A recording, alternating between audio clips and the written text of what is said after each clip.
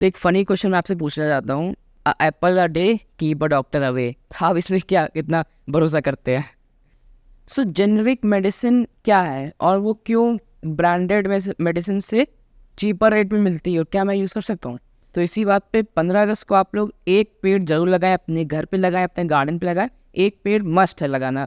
You should exercise your body, you should exercise your mind. और अगर exercise करते रहेंगे तो आप हमेशा हेल्दी रहेंगे।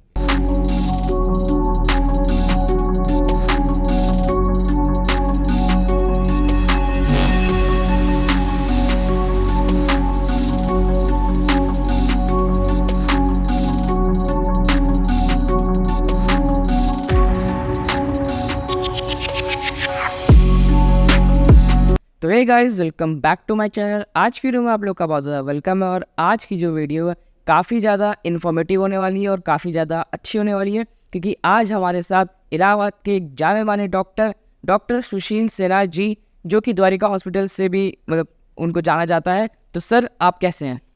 नमस्कार। मुझे जेंजी कास्ट यूट्यूब चैनल में बुलाने के लिए आपको बहुत बहुत धन्यवाद, थैंक यू आभार। और मैं ठीक हूँ एकदम। जी।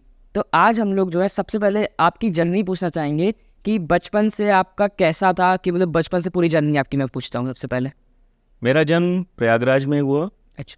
और इनिशियल स्कूलिंग जो है सेंट जोसेफ में हुई। उसके बाद जो है मैंने जब मेडिकल की पढ़ाई शुरू की तो वो केजीएमसी से किया। उसके बाद जो है कंप्लीट करने के बाद मैं वापस प्रयागराज में द्वारका हॉस्पिटल, जो मेरे पिताजी ने जो शुरू किया था, अच्छा। जो पहले जो है द्वारका दांत के अस्पताल के नाम से जो है मशहूर था, उसी में जो है हम लोगों ने द्वारका हॉस्पिटल स्थापित किया। और जी। उसको जो है कोरोना काल में हम लोगों ने एक कोविड हॉस्पिटल भी जो है रन किया था, okay. Sainath Dwarka Covid hospital, dedicated Covid patients के लिए था।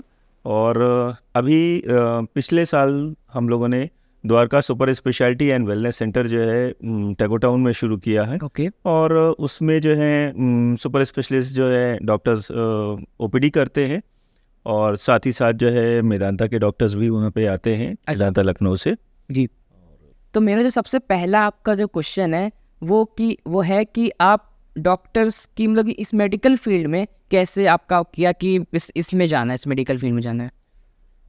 मेरे पेरेंट्स का इंक्लिनेशन था टुवर्ड्स मेडिकल प्रोफेशन। ओके। और ख़ास तौर से मेरे पिताजी जो है को मेडिकल प्रोफेशन जो है बहुत पसंद था। और basically he was a social worker. और उन्होंने पहले ही जो है द्वारका चैरिटेबल हॉस्पिटल और द्वारका डेंटल क्लिनिक जो है शुरू किया था। तो बचपन से देखता आया था, इसलिए जो है मेरा भी रुझान जो है उस तरफ हुआ। और फाइनली फिर मैंने मेडिकल की पढ़ाई जो है कंप्लीट की, और करने के बाद जो है doctorate profession, which is indeed a noble profession. तो मुझे नहीं लगता कि इससे बेहतर कोई और प्रोफेशन। बिल्कुल। यही सोच के मैंने ज्वाइन किया। तो आप किससे इंस्पिरेशन लेते हैं? आपके आइडियल कोई है जैसे? सबसे पहले तो मैं अपने फादर से इंस्पायर्ड होकर जो है इस प्रोफेशन में आया। उसके बाद जो है जब ये जर्नी शुरू हुई तो अपने हमारे मिडिल कॉलेज के जो टीचर्स थे उनसे जो है इंस्पायर हुआ। और यहाँ जब आने के बाद जो है मैंने प्रैक्टिस शुरू की, तब जो है बहुत से ऐसे डॉक्टर्स थे, हमारे सीनियर्स थे, जिनसे इंस्पायर होके मुझे इस नोबल प्रोफेशन को कंटिन्यू करने में फ़ख्र महसूस होता है ओके। कि आई एम अ डॉक्टर। बिल्कुल। क्या आप शेयर कर सकते हैं ऐसा कोई पर्टिकुलर मोमेंट जिससे कि आप कनेक्ट थे बहुत ज़्यादा उस पेशेंट से और उस पेशेंट्स की सक्सेस में जो स्टोरी थी वो पूरी, ऐसी कोई स्टोरी? देखिए, हर डॉक्टर के ज़िंदगी में ऐसे बहुत से मेमोरेबल क्षण आते हैं जो जब हम अपनी पूरी ताकत लगाते हैं और लगाने के बावजूद भी जो है ईश्वर के ऊपर छोड़ते हैं। ओके। एक कहावत है, we treat and God cures. तो ऐसे कई बार ऐसे इंसिडेंट्स हुए, क्योंकि हमारे हॉस्पिटल में since we are running ICU भी, आईसीयू एंड आईसीयू, तो ऐसे बहुत से पेशेंट इस तरीके के आए हैं जो यूँ कह लीजिए कि जो है वो ठीक होने वाले नहीं थे, ठीक है, लेकिन जब वो ठीक होते हैं तो दिल में एक अलग सी खुशी होती है। बिल्कुल। ठीक है, कि जो पेशेंट एकदम मरने के कगार पे हो गया है या फिर जो है उसका शायद जिंदा नहीं बच पाएगा, वो पेशेंट जब ठीक होते हैं तो अंदर से जो है खुशी मिलती है कि हमने सही प्रोफेशन चूज किया है। तो उसमें आपको एक अलग सा मतलब अच्छा लगता है, अंदर से एक होता है कि हाँ मैंने इसको बचाया है। बचाने वाला तो भगवान है, अच्छा। ठीक है, लेकिन हमने अपने काम ईमानदारी और शिद्दत से किया, यही एक सेटिस्फैक्शन देता है।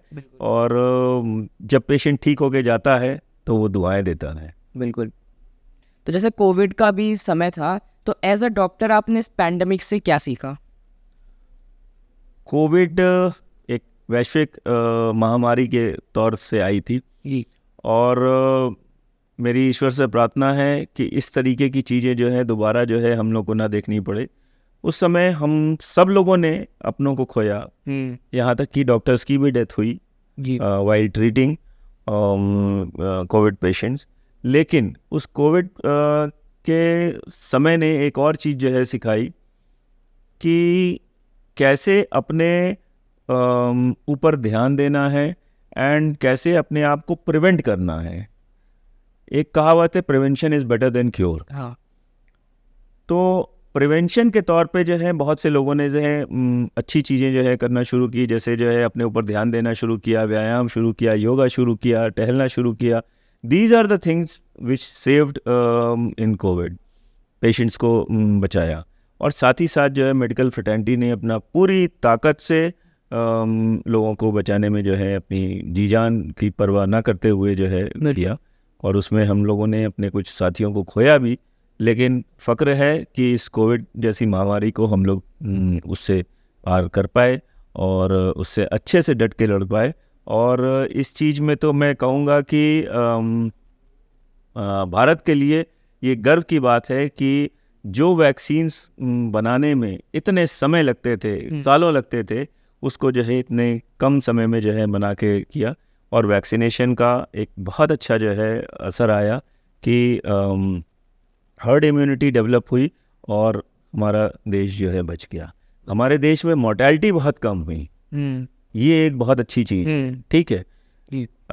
चूँकि छोटा सा देश है और पॉपुलेशन में सेकंड लार्जेस्ट पॉपुलेशन है, तो यहाँ पे जब कोविड जिस समय एंट्री किया उस समय हम डॉक्टर्स जो हैं बहुत भयभीत थे कि कोविड जब इतनी बड़ी बड़ी कंट्रीज़ जो हैं नहीं उनको संभाल पा रही हैं तो हमारे यहाँ क्या होगा।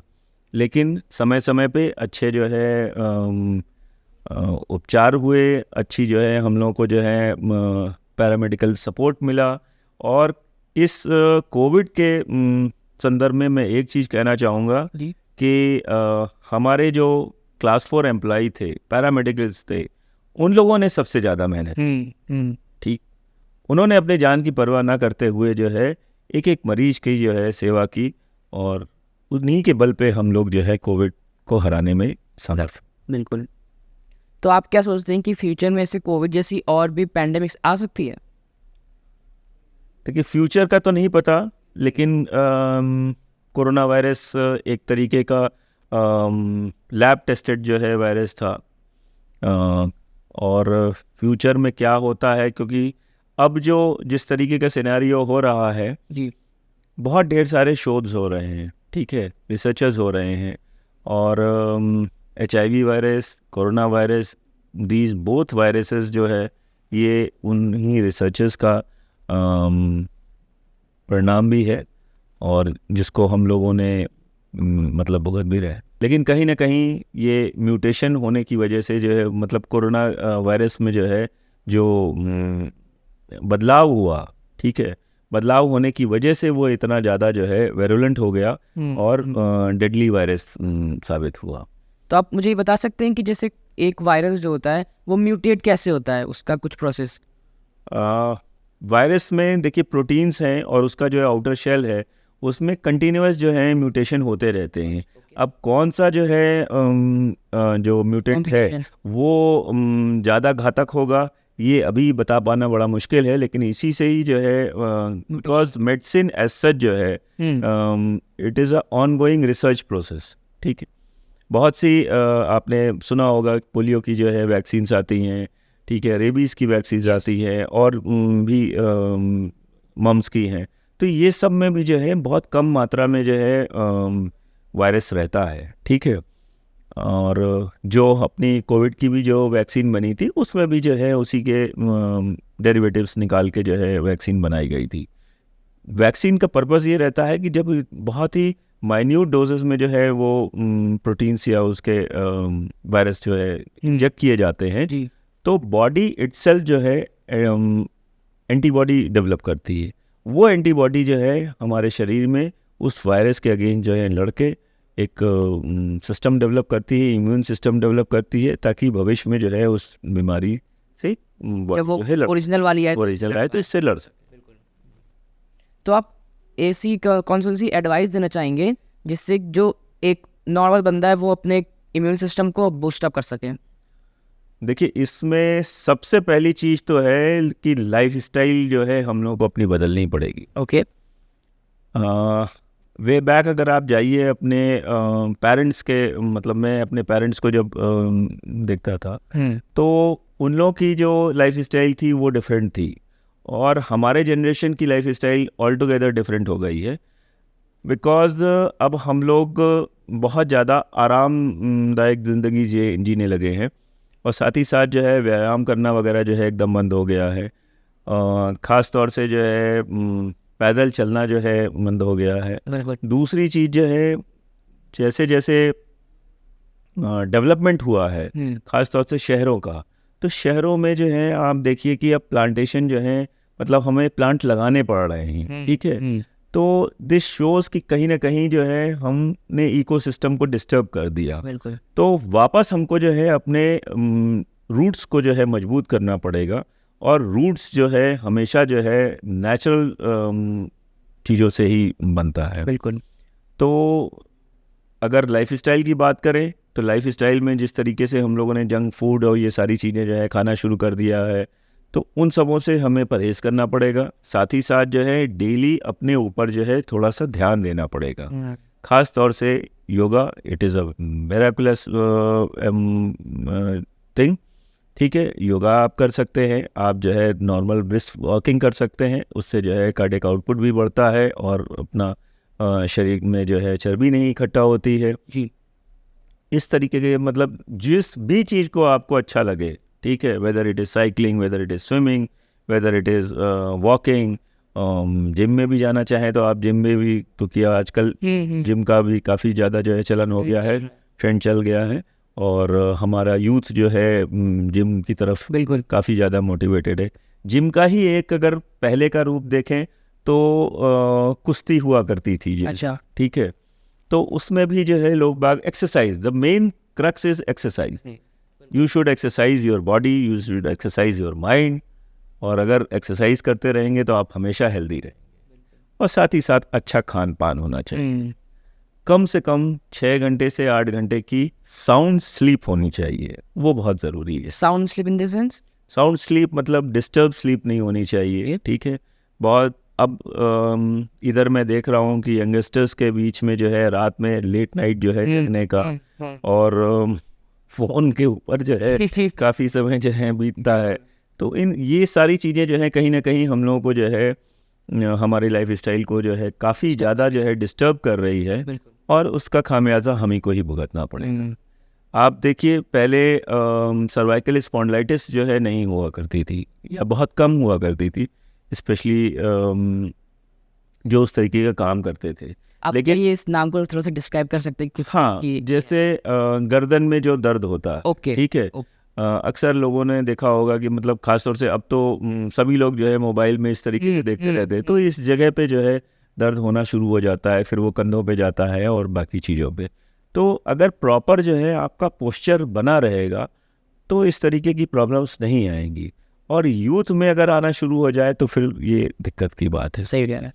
Mobile, TV watching, these thing should are now the necessity of our life, but still उसको नेसेसिटी तक ही रखें, उसके इतना ज़्यादा एनग्रॉस ना हो जाए कि उसी के तरफ ही जो है आपका झुकाव हो जाए और आप मोबाइल और टीवी के सामने हर समय बैठे रहेंगे। बिल्कुल। हर चीज़ का एक समय होता है, एक मापदंड होता है। अगर पूरे 24 घंटे आप पढ़ाई भी करते रहेंगे तो भी गलत है, ठीक। माइंड और बॉडी दोनों ही थकेगी। थोड़ा रिक्रिएशन भी ज़रूरी है, थोड़ी एक्सरसाइज भी ज़रूरी है, थोड़ा खाली समय भी ज़रूरी है, फैमिली टाइम भी ज़रूरी है। तो इट इज़ लाइफ एक गुलदस्ता है, उसमें हर तरीके के जो है फूल होने चाहिए। बिल्कुल। उसी तरीके से आपको लाइफ को भी वैसे ही बनाना चाहिए। तो इसी बात पे 15 अगस्त को आप लोग एक पेड़ जरूर लगाएं, अपने घर पे लगाएं, अपने गार्डन पे लगाएं। एक पेड़ मस्ट है लगाना, क्योंकि आप जो है एक पेड़ लगा रहे हैं तो उससे जो है कई सारे लोगों की लाइफ चेंज हो सकती है। तो इसीलिए जो एक पेड़ लगाना बिल्कुल आप बोलें, और ये मैं बीच में ऐड कर रहे हैं तो आप अपनी बात कंटिन्यू कर सकते हैं। पेड़ के साथ में एक चीज़ और भी कहना चाहूँगा जी। पेड़ तो हम लोग लगाते हैं, लेकिन उसकी देखभाल करनी भी बहुत ज़रूरी है। बिकॉज़ खाली पेड़ को लगा के और फ़ोटोशूट हो गया, ये चीज़ ठीक नहीं है। जहाँ भी हमने लगाया है तो उसको एज अ पेरेंट की तरह जो है हम लोग देखें कि जिस तरीके से हम लोग अपने बच्चे को जो है देखभाल करते हैं और चाहते हैं कि वो बड़ा हो, अच्छा बने, बिल्कुल उसी तरीके से इसमें मेरा कैप्शन है प्लांट माई चाइल्ड, बिल्कुल शुड बी द कैप्शन। सो आजकल की जनरेशन में जो बेसिक हेल्थ इश्यूज है वो क्या क्या आपको देखने को मिल रहे हैं? जो बेसिक हेल्थ इश्यूज हैं, एक तो ओबेसिटी है, डायबिटीज़ है एंड हाइपरटेंशन। और इन सबों का कारण जो मुझे समझ में आता है वो है लोगों के अंदर जो है चिंताएं, ठीक है। और चिंताओं के पीछे जो है अपनी लाइफ स्टाइल, हम लोगों ने अपनी लाइफ स्टाइल जो है इतनी कॉम्प्लेक्स बना दी है कि उनसे चिंताएं आती हैं, ठीक। चिंताओं से जो है बढ़ के फिर जो है ब्लड प्रेशर और डायबिटीज़ और ब्लड प्रेशर के साथ जो है फिर ओबेसिटी। तो ये पूरा एक चक्रव्यूह है, जिसे कहते हैं विशेष साइकिल। तो लाइफ को जितना सिंपल रखेंगे उतना ही जो है हम खुश रहेंगे, स्वस्थ रहेंगे। बिल्कुल। मैं अपने यूथ को यही कहना चाहूँगा कि खुश रहें और साथ ही साथ अपनी ज़िंदगी को जिए, बिल्कुल ठीक है। मोबाइल का एक्सेस यूज़ ना करें। हम लोग के समय में मतलब मेरी जनरेशन में हम लोग आउटडोर गेम्स बहुत खेलते थे। अच्छा। बट अनफॉर्चुनेटली जो अब जो यूथ है उसको मैं देख रहा हूँ कि वो मोबाइल गेम्स और इन सब चीज़ों में ज़्यादा इन्वॉल्व रहता है, और आउटडोर गेम्स जो हैं कहीं ना कहीं छूटते चले जा रहे हैं। तो आउटडोर गेम्स के ऊपर ध्यान दे यूथ, क्रिकेट खेले, चाहे फुटबॉल खेले, चाहे स्विमिंग करे। उन सब चीज़ों से जो है मानसिक के साथ साथ फिजिकल एक्सरसाइज भी होती है। इस समय जो काफ़ी टेक्नोलॉजी में काफ़ी ज़्यादा हो रहा है, मतलब टेक्नोलॉजी बढ़ रही है, तो उसमें मेडिकल फील्ड में आपको ऐसी क्या चीज़ें लगती है कि टेक्नोलॉजी का क्या इम्पैक्ट पड़ रहा है मेडिकल फील्ड में? टेक्नोलॉजी का रोल हर क्षेत्र में है जी। और मेडिकल में बहुत इम्पॉर्टेंट है। बिकॉज जितनी भी आप न्यूअर इन्वेस्टिगेटिव गैजेट्स देखेंगे वो सब टेक्नोलॉजी की ही देन है, साइंस की देन है। एक समय था जब जो है हम लोग के पास सिर्फ एक्सरे हुआ करता था। एक्सरे के बाद फिर जो है अल्ट्रासाउंड आया, सीटी स्कैन आया, एमआरआई आया, पेट आया। तो ये सारी चीज़ों से डायग्नोसिस बनाने में बहुत आसानी हो गई है। पैथोलॉजी की बात करें तो पैथोलॉजी में भी जो है पहले सिर्फ स्लाइड से और वैसे मतलब देखा जाता था, कंप्यूटराइज्ड टेक्नोलॉजी नहीं थी। अब कंप्यूटराइज्ड मशीन्स आती हैं जिससे जो है ये सारी चीज़ें हो जाती। These things help in are diagnosis, making a diagnosis, या एक डायग्नोसिस पे पहुंचने के लिए। क्योंकि किसी भी पेशेंट को ट्रीट करने के पहले उसकी डायग्नोसिस बनानी बहुत ज़रूरी है। हमें पता होना चाहिए कि हम किस तरीके के मरीज़ से डील कर रहे हैं, उसकी क्या डायग्नोसिस है, उसी हिसाब से उसका जो है ट्रीटमेंट होता है। ट्रीटमेंट के पार्ट में भी जो है टेक्नोलॉजी का बहुत बड़ा रोल है। जितनी भी न्यूअर मेडिसिन्स आई हैं ये सब जो है टेक्नोलॉजी की ही देन है, साइंस की और रिसर्च की देन है। अभी रिसेंटली आपने सुना होगा रोबोटिक सर्जरीज भी शुरू हो गई हैं।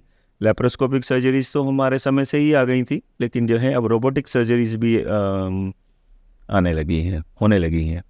तो these are all example of science, technology और इन यूनिसन है।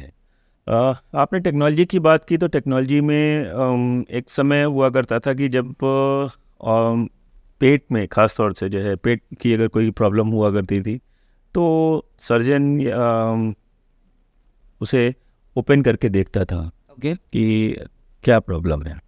आज के ज़माने में साइंस और टेक्नोलॉजी की वजह से वी हैव गॉट अल्ट्रासाउंड, और अल्ट्रासाउंड एक ऐसा जो है टूल है जिससे हम बिना ऑपरेशन के, बिना कोई मतलब चीरा लगाए या फिर जो है इंजेक्ट किए हुए, ठीक है, इंटरवेंसिव जिसे कहते हैं, इंटरवेंशन ना किए हुए बाहर से हम सारी चीज़ें पता कर लेते हैं। चाहे वो लीवर में एब्सेस हो, चाहे गॉल ब्लैडर में स्टोन हो, चाहे आंत फट गई हो, आसान भाषा में कहें तो ये सब चीज़ें जो हैं हमें उससे पता चल जाती हैं। लेडीज़ में यूट्रस में गांठ है, ये सारी चीज़ें हैं। और सबसे बड़ा रोल तो उसका जो है प्रेगनेंसी के केसेस में है। तो मुझे लगता है कि टेक्नोलॉजी का रोल हम लोग के जीवन को और आसान बनाने में और मेडिकल प्रोफेशन में टेक्नोलॉजी का रोल बहुत अच्छा है। और तो टेक्नोलॉजी का जैसे काफ़ी वो भी है कि अच्छी चीज़ है, तो उसमें हो सकता है उसमें क्योंकि हर चीज़ के दो पहलू होते हैं। बिल्कुल, आपने ठीक कहा। हाँ, देखिए, कुछ चीज़ें ऐसी हैं जो मैंने पहले भी कहा कि excess of everything is harmful. जी। तो जैसे एक्सरे रेडिएशन से, एक्सरे रेडिएशन से आदमी को मतलब कोशिश करना चाहिए कि कम से कम उसे एक्सरे रेडिएशन हो। और डॉक्टर्स को भी जो है हम डॉक्टर्स भी जो है कम प्रिस्क्राइब करते हैं कि एक्सरे कम से कम कराना पड़े। जब ज़रूरत हो किसी भी इन्वेस्टिगेशन की मैं बात करूं तो जितनी ज़रूरत है उतना ही कराएं, ठीक है। ज़रूरी नहीं है कि हर सर दर्द के लिए जो है आप सीटी स्कैन करा रहे हैं। सीटी स्कैन में भी एक्सरे रेडिएशन होता है, एमआरआई में नहीं होता है, लेकिन सीटी स्कैन में जो है एक्सरे रेडिएशन होता है, काफ़ी मात्रा में होता है। तो हमको जुडिशियस ब्लेंड होना चाहिए कि मतलब क्या चीज़ हमारे लिए ज़रूरी है। सिमिलरली अगर पैथोलॉजी की भी बात करें तो बैटरी ऑफ इन्वेस्टिगेशंस है। हमें अगर पता है कि इसकी ये डायग्नोसिस जो है क्लिनिकल, हमने डायग्नोसिस ये बनाई है कि इसको एनीमिया है, तो एनीमिया से रिलेटेड जो है जांच कराएं। हमें ज़रूरत नहीं है कि उसका लीवर का और किडनी का भी जो है जांच कराने के लिए, ठीक है। अगर हमें दिख रहा है कि नहीं इसको लीवर की प्रॉब्लम लग रही है या किडनी की प्रॉब्लम लग रही है तो उससे रिलेटेड जो है जांचें कराएंगे तो ज़्यादा बेहतर रहेगा। तो एक्सरे से क्या साइड इफ़ेक्ट्स हो सकते हैं? एक्सेसिव एक्सरे से जो है कैंसरस भी होता है वो। ओके। तो जो डॉक्टर्स या फिर जो पैरामेडिकल होते हैं एक्सरे टेक्नीशियंस, उनको जो है लेड शीट प्रोवाइड की जाती है उसके प्रोटेक्शन करने के लिए, ताकि लेड शीट के पहन के ही जो है वो करे, क्योंकि एक्सरे से जो है रेडिएशंस है और उसमें जो है ठीक है कैंसर होने के चांस। अच्छा, इस लोगों को अगर कैंसर होता है तो उसको क्योर करने का कोई तरीका है आज के टाइम पे? कैंसर इटसेल्फ जो है एक बहुत ही डेडली बीमारी है, बिल्कुल। लेकिन अगर उसका सही समय पे डिटेक्शन हो जाए तो अर्ली स्टेजेस में cancer can be revertible, treatable. Revertible is not the right word, मतलब ट्रीटेबल है, ठीक है। तो कैंसर जो है स्टेजेस पर डिपेंड करता है कि किस स्टेज में जो है हमने डायग्नोसिस की। अगर सही स्टेज में हमने अर्ली स्टेज में पकड़ लिया तो फिर जो है उसको ट्रीट कर सकते हैं और लाइफ स्पैन भी हम बढ़ा सकते हैं, पेशेंट की बढ़ा सकते हैं। लेकिन वही अगर जो डिटेक्शन नहीं हुआ और लेट स्टेज में जो है आया, तब फिर जो है बहुत ज़्यादा कुछ करने के लिए नहीं बचता है। फिर भी जो है रेडियोथेरेपी एंड कीमोथेरेपी या फिर जो है सर्जरीज आर दी मोडालिटीज़ जिससे जो है हम कैंसर को ट्रीट करते हैं। जो नॉर्मल ग्रोथ है उसको वो बढ़ा देती है। तो मल्टीपल मतलब जो है सेल्स बनने लगते हैं, माइटोसिस होने लगता है। हाँ, माइटोसिस होने लगता है। तो एक स्टेज पे आके जो है उसमें ग्रोथ रेट बहुत बढ़ जाता है। अच्छा। तो वो कैंसरस सेल्स होते हैं, ठीक है। तो इससे ही ऑर्गन को जहाँ का भी होता है उसको ऑर्गन इफेक्ट होता है। तो ऑर्गन जब इफेक्ट होता है तो उसकी जो बेसिक जो फंक्शंस है वो डिरेल्ड होते हैं। तो मेडिकल की फील्ड में जो बहुत पहले से आप लोग को जैसे पता होगा कि हमारे इंडियन कल्चर में वैद्य या फिर डॉक्टर्स जो थे काफ़ी पुराने टाइम से चल रहा है, तो वहाँ से आज तक का जो पूरा स्टोरी थी उसमें आपको क्या क्या बदलाव, जो बेसिक बदलाव देखने को मिले मेडिकल फील्ड में? देखिए, हमारी जो बेसिक आयुर्वेद पद्धति थी वो निसंदेह बहुत ही अच्छी पद्धति थी, और वो लाइफस्टाइल पे जो है डिपेंडेंट ज़्यादा थी। ठीक, आयुर्वेद बिना योग के अधूरा है, तो उसमें योग एक इंटीग्रल पार्ट हुआ करता था। बिल्कुल। और आयुर्वेदिक का उपचार जो है वो नेचुरल जो मेडिसिन्स हुआ करती थी या नेचुरल जो हर्ब्स हुआ करते थे उनसे जो है किया जाता था। आज भी कुछ नेचुरल हर्ब्स यूज़ होते हैं जो मॉडर्न मेडिसिन है, चूँकि मैं मॉडर्न मेडिसिन से ग्रेजुएट हूँ जी। तो जो मॉडर्न मेडिसिन है उसमें भी वो यूज़ होती हैं, लेकिन उनका जो यूज़ करने का ढंग है वो डिफरेंट है। जब से ब्रिटिशर्स आए तो ब्रिटिशर्स ने जो है हमारे देश की बहुत सी चीज़ों में जो है मूलभूत जो है चेंजेस किए। उसमें हमारे जो वैदिक उपचार था जिसे आयुर्वेद कहते हैं उसमें भी बहुत चेंजेस आए, और जो मॉडर्न मेडिसिन का जो कंसेप्ट आया वो वहीं से शुरुआत हुई। जी। और अगर बात करें तो सुश्रुत जो फादर ऑफ सर्जन जो है, सर्जरी कहा जाता है उनको, ठीक है, वो एरा हुआ करता था। वो हमारा मतलब जो है सिस्टम हुआ करता था कि जब आयुर्वेद और वैदिक सिस्टम से जो है हम लोग ट्रीट किया करते थे, लेकिन कहीं ना कहीं वो पीछे हो गया और मॉडर्न मेडिसिन ने जो है पूरे विश्व में ही जो है अपने पाँव पसारे, और उसमें भारत देश में भी इस समय काफ़ी ज़्यादा जो है मॉडर्न मेडिसिन जो है प्रचलित है। बिल्कुल। लेकिन अभी पिछले 1 दशक से आयुर्वेद को फिर से जो है पुनर्स्थापित किया जा रहा है, और जिस तरीके से गवर्नमेंट इस समय आयुर्वेद और ऑल्टरनेटिव मेडिसिन पे जो है काम कर रही है ये बहुत अच्छा है। आयुष मंत्रालय भी हमारा बना है जी, जो इन्हीं चीज़ों को जो है देख रहा है, और आयुर्वेद के अब हॉस्पिटल्स के साथ मेडिकल कॉलेजेस भी जो है उस तरीके से जो है खुल रहे हैं, यूनिवर्सिटीज़ खुल रही हैं। तो आने वाला समय जो है अच्छा होगा और वापस हम लोग अपने रूट्स पे जो है लौटेंगे। आयुर्वेद का पताका जो है फैलेगा। बिल्कुल। और जहाँ तक योग से मैं बहुत ज़्यादा जो है मोटिवेटेड हूँ, क्योंकि योग सबको करना चाहिए। बिल्कुल। Physical exercises is a must. तो यहाँ से एक बेसिक जो क्वेश्चन है वो ज़्यादातर लोगों के माइंड में रहता है, क्योंकि ये हमारे इंडियन फैमिली में एक बेसिक कंसेप्ट है।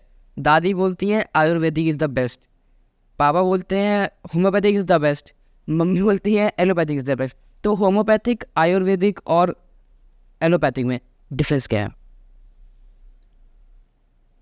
ये तीनों पैथीज, बल्कि साथ में जो है यूनानी भी है, सिद्धा भी है, जो पैथीज ऑलरेडी रिकॉग्नाइज्ड हैं। ये 5 पैथीज जो हैं रिकॉग्नाइज्ड है, और इन 5 पैथीज का जो मेन उद्देश्य है वो है पेशेंट की भलाई, पेशेंट का ट्रीटमेंट। कभी कभी कुछ पैथीज कुछ बीमारियां ऐसी हैं जो एक पर्टिकुलर पैथी से ठीक होती हैं, कुछ बीमारियां ऐसी हैं जो दूसरी पैथी से ठीक होती हैं। जैसे फॉर एग्जांपल, अगर किडनी में स्टोन है जी, तो किडनी में स्टोन है तो वो एलोपैथी से भी जो है कम हो सकता है, निकल भी सकता है, और अगर छोटा है। लेकिन होम्योपैथी और आयुर्वेद में बेटर ट्रीटमेंट है, बेटर मतलब जो है उनकी मेडिसिन है जिससे जो है वो छोटा होके और गल के निकल भी जाता है। लेकिन साइमल्टेनियसली गॉल ब्लैडर के स्टोन की अगर बात करेंगे तो गॉल ब्लैडर का स्टोन, चूंकि गॉल ब्लैडर उल्टा होता है तो उसमें से निकल पाना मुश्किल है। तो उसमें जो है मेरे समझ से हमारे जो होम्योपैथिक और आयुर्वेदिक फ्रेंड्स हैं उनको भी ये चीज़ ये करना चाहिए कि भाई आप इसको ऑपरेट करा लीजिए ज़्यादा, क्योंकि उसमें ऑपरेशन के अलावा और कोई चारा है नहीं। बहुत सी ऐसी चीज़ें हैं जिसमें होम्योपैथिक या आयुर्वेदिक का बेटर एज है ओवर दी एलोपैथिक। तो ये पेशेंट की चॉइस होनी चाहिए कि वो किस पैथी में जो है बिलीव करता है, और उसमें जो है डॉक्टर और patient relationship depends on trust. तो ये रिश्ता ही ट्रस्ट से है बनता है। अगर विश्वास है तो सब अच्छा है, और अगर विश्वास नहीं है तो फिर जो है कोई भी पैथी हो वो फेल हो जाएगी। तो एक फ़नी क्वेश्चन मैं आपसे पूछना चाहता हूँ, Apple a day keep a doctor away, आप इसमें क्या कितना भरोसा करते हैं? भरोसा नहीं, मैं पूरा यकीन करता हूँ। Being a professional, medical professional, मैं ये चीज़ हर मंच से भी कहता हूँ, हर समय ये चीज़ कहता हूँ। आपके यूट्यूब चैनल से भी मैं ये चीज़ जो है मैंने कही कि फिजिकल एक्सरसाइज करते रहना चाहिए। ठीक, एप्पल की अपनी विशेषताएं। ठीक, सबसे पहली चीज़ तो वो आपको फाइबर प्रोवाइड करता है, ठीक है, आयरन प्रोवाइड करता है। तो और साथ ही साथ जब आप उसे खाते हैं, बाइट लेते हैं, तो आपके डेंटल जो फ्लोरा होता है, दांतों की और मसूड़ों की भी जो है मतलब वो एक तरीके से रिंजिंग करता है। ठीक है, जब आप उसे चबाते हैं तो आपके मुंह की एक्सरसाइजेज होती हैं। तो एप्पल के बहुत फ़ायदे हैं in spite of its ingredient जो उसमें है, वो तो खैर है ही है। उस तरीके से तो हर फल के फ़ायदे हैं, लेकिन कहावत है Apple a day keeps a doctor away. और मुझे लगता है कि डॉक्टर प्रोफेशन जो है ऐसा है कि डॉक्टर के पास तभी जाना चाहिए जब आप बीमार हो। लेकिन साथ ही साथ मैं ये भी कहना चाहूँगा कि prevention is better than cure. बिल्कुल। तो अगर आप अपना मेडिकल चेकअप, अपने वेलबींग, मेंटल, फिजिकल और मेंटल जो है हेल्थ के तरफ जो है कॉन्शियस हैं, बीच बीच में आप अपना जो है चेकअप कराते रहते हैं, तो फिर जो है आप हॉस्पिटलाइजेशन की ज़रूरत नहीं पड़ेगी। और डॉक्टर तो आपका जो है फैमिली मेम्बर की तरह ही होता है, इसीलिए पहले जो है उसको फैमिली डॉक्टर का ही संज्ञा दी जाती थी। सो जेनरिक मेडिसिन क्या है और वो क्यों ब्रांडेड मेडिसिन से चीपर रेट में मिलती है, और क्या मैं यूज़ कर सकता हूँ? हाँ बिल्कुल, आप यूज़ कर सकते हैं। जेनरिक मेडिसिन और जो ब्रांडेड मेडिसिन है उनमें कोई विशेष फ़र्क नहीं होता है। इंग्रेडिएंट्स ऑलमोस्ट सेम होते हैं। बस फ़र्क ये होता है कि जो ब्रांडेड मेडिसिन होती हैं उनकी मार्केटिंग में जो है काफ़ी पैसे खर्चे होते हैं। और साथ ही साथ जो है रिसर्च वर्क में जो है खर्चे होते हैं, तो उन सब का कॉस्ट जो है उसमें जुड़ा रहता है। और as far as generic medicine का कंसर्न, तो जेनरिक मेडिसिन जो है वो सस्ती पड़ती हैं, लेकिन एफिकेसी ऑलमोस्ट बराबर रहती है। तो मेरा इसमें जनता से जो है आपके माध्यम से ये कहना है कि जेनरिक मेडिसिन का यूज़ करें। बस ये देख लें कि मतलब ठीक ठाक गवर्नमेंट अप्रूव्ड जो है मेडिसिन है। तो एक स्ट्रेट क्वेश्चन आपसे पूछ रहा हूँ कि कई सारे जो डॉक्टर्स होते हैं वो जेनरिक मेडिसिन प्रिस्क्राइब नहीं करते हैं, क्यों नहीं करते?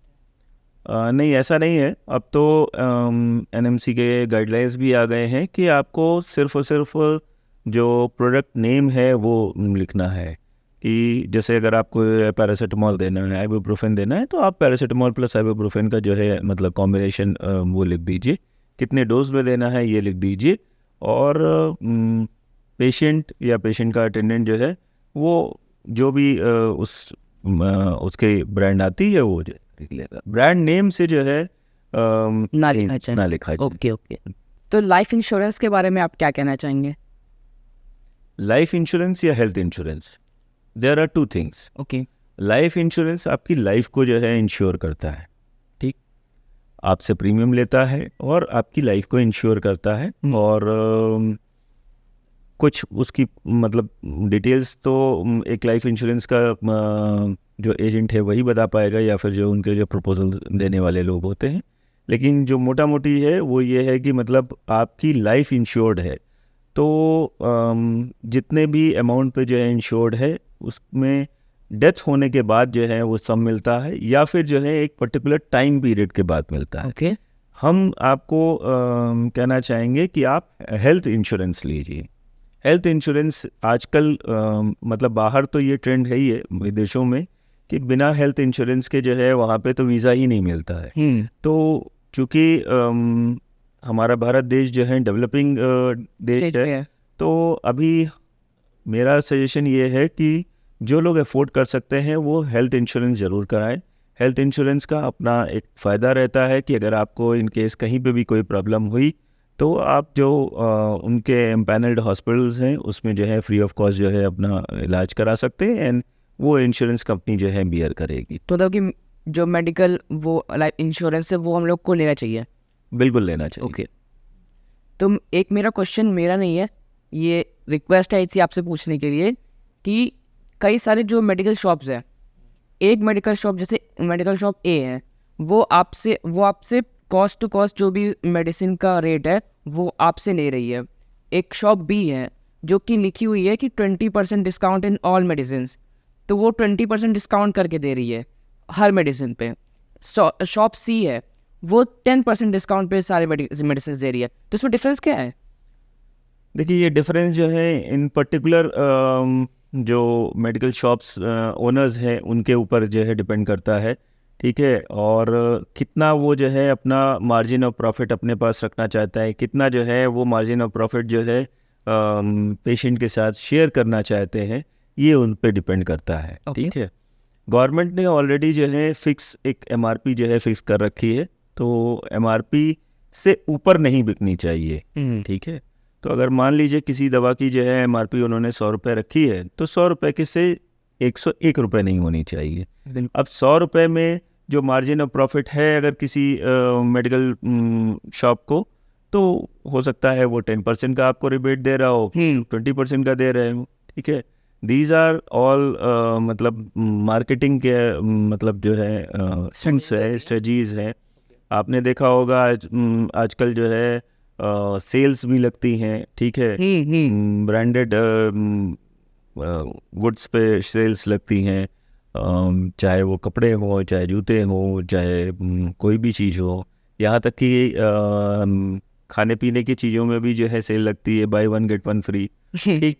तो ऐसा नहीं है कि एक चीज़ के साथ दूसरी चीज़ फ्री में आ रही है, तो कहीं ना कहीं वो मतलब अपने मतलब सेल को ऑगमेंट करने के लिए, बढ़ाने के लिए ये चीज़ें बुक करने के लिए इस तरीके की स्ट्रेटजीज की जाती है। तो उसमें कोई गलत नहीं है, कोई गलत नहीं है।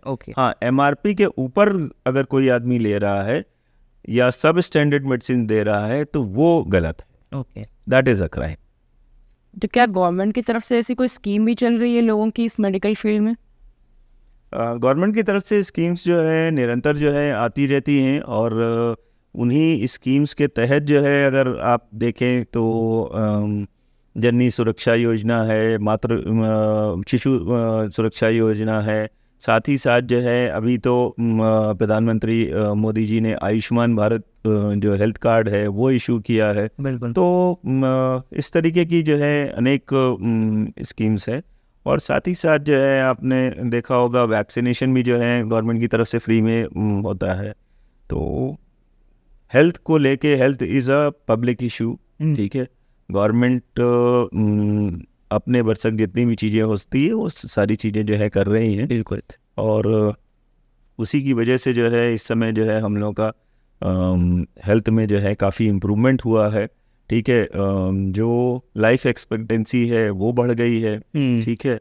साथ में जो है मॉर्टेलिटी रेट जो है कम हुआ है, वुमेन मैटरनल मॉर्टेलिटी रेट कम हुआ है, इन्फेंट मॉर्टेलिटी रेट कम हुआ है। तो ये सारी चीज़ें जो हैं गवर्नमेंट के प्रयास से, और डॉक्टर्स के प्रयास से, पैरामेडिकल के प्रयास से, और साथ ही साथ जो है एक अवेयरनेस भी हुआ है, ठीक है।